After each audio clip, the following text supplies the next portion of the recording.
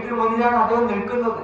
എന്നിട്ടാണ് തളിപ്പറമ്പിലെ police FIR ഇട്ട് കേസെടുത്ത് അറസ്റ്റ് ചെയ്തതായിട്ട് കാണിക്കുന്നത്. ഇതൊക്കെ പോലീസിന് ഇത്തരത്തിൽ ചെയ്യാൻ ആരാണ് പ്രേരിപ്പിക്കുന്നത്? പകൽ 11:30 മണിക്കുണ്ടായി എന്ന് പറയുന്ന കള്ള കേസുകളില്ലേ? ഈ കേസിനെല്ലാം ന്യായീകരിക്കാൻ CPM തയ്യാറാകില്ലല്ലോ.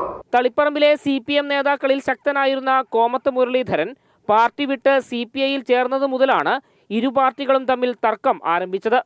ഇക്കഴിഞ്ഞ പുതുവത്സര ദിനത്തിലെ ആഘോഷങ്ങളുമായി ബന്ധപ്പെട്ട് കോമത്ത് മുരളീധരനെതിരെ കേസെടുത്തതോടെ തർക്കം രൂക്ഷമായി. കേസെടുത്തതിൽ പ്രതിഷേധിച്ച് നടത്തിയ പോലീസ് സ്റ്റേഷൻ മാർച്ച് CPI-CPM ബന്ധം കൂടുതൽ വഷളാക്കി.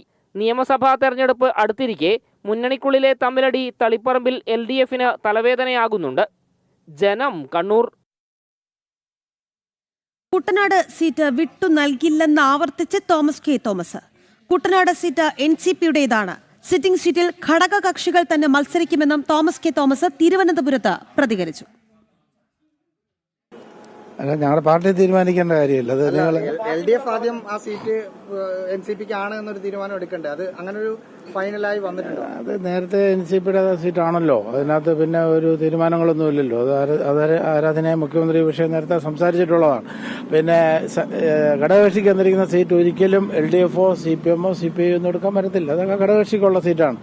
NCPക്ക് 3 സീറ്റുണ്ട്. 3 സീറ്റും NCPക്ക് ഉള്ളതാണ്.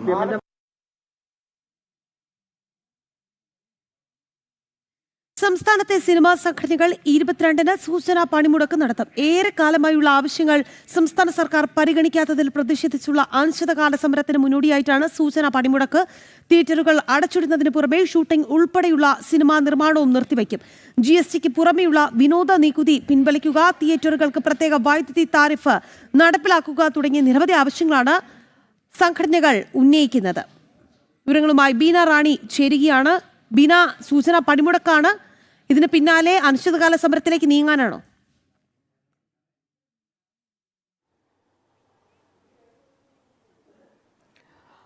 തീർച്ചയായും സിനിമാ വ്യവസായത്തിൽ നിന്ന് വലിയ വരുമാനം ലഭിക്കുന്ന സർക്കാരിന് ലഭിച്ചിട്ടും സിനിമാ മേഖലയ്ക്ക് വേണ്ടി കാര്യമായി യാതൊന്നും സർക്കാർ ചെയ്യുന്നില്ല എന്ന ഒരു പരാതി നേരത്തെ മുതൽ തന്നെ സിനിമാ സംഘടനകൾ ഉന്നയിച്ചിരുന്നു.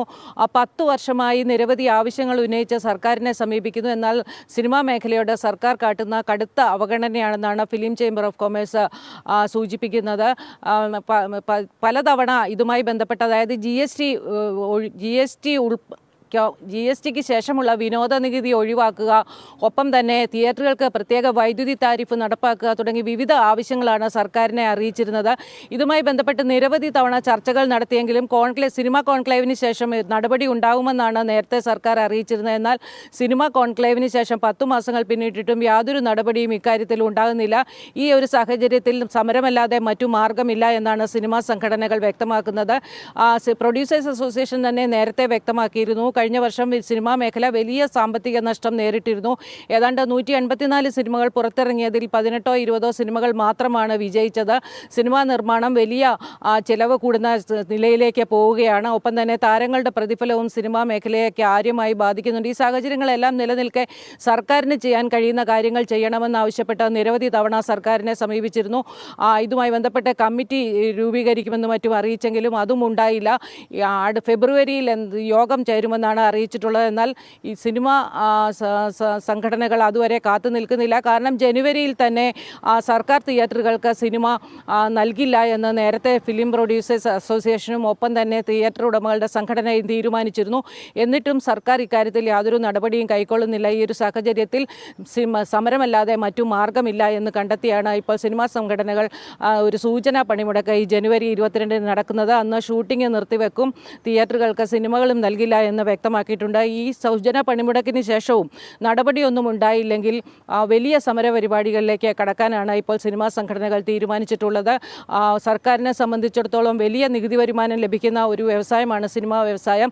എന്നിട്ടും ഇവരുടെ പ്രശ്നങ്ങൾ പരിഹരിക്കാനോ ഇവരുടെ ആവശ്യങ്ങൾ അംഗീകരിക്കാനോ സർക്കാർ തയ്യാറാകുന്നില്ല. ഈ ഒരു സാഹചര്യത്തിൽ സമരം കടുപ്പിക്കാൻ തന്നെയാണ് സിനിമാ സംഘടനകളുടെ ഇപ്പോഴുള്ള തീരുമാനം.